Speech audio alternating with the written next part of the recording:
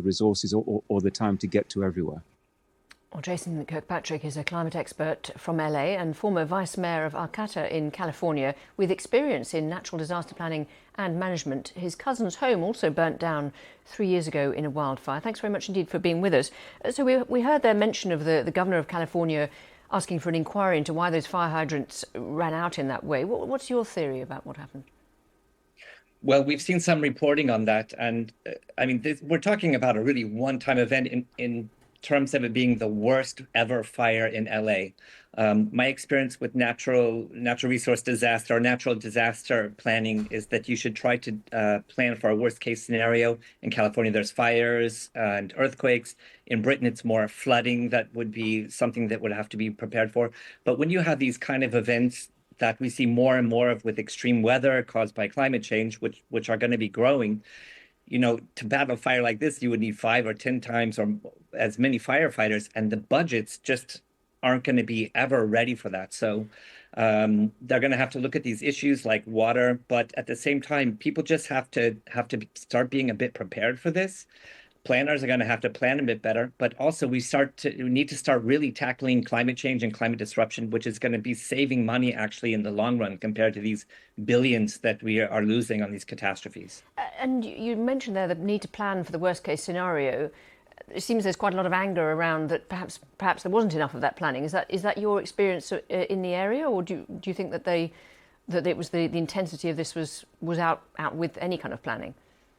When some things can be planned a bit better, I'm sure that there will be changes made in a year. But some things, when you have 100-mile-an-hour winds whipping around, you just can't do that much about it.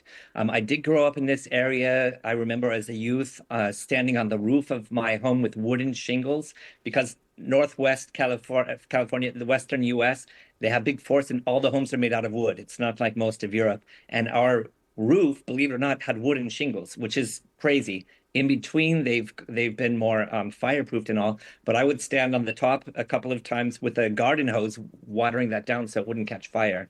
And when the winds are whipping at 100 miles an hour, sometimes they could be coming from the north or northeast 1 minute, the next minute the southeast. There's just not much you can do about that. And you've heard about people saying, "Wow, it was on another ridge 10 minutes ago, and then it's by my house." And means a fire can jump miles, and you just can't plan for that. And so you have to cut the fire department and the city planners a bit of slack there.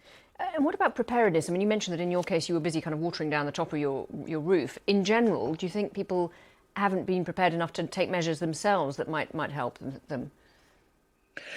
There's a couple of issues here. So one is the urban planning. Are people going to be allowed to build in these fire zones in the future, like far away from the city? This has to be looked at. So we heard that around Malibu, the average cost of the homes is $2 million, almost a couple £1,000,000.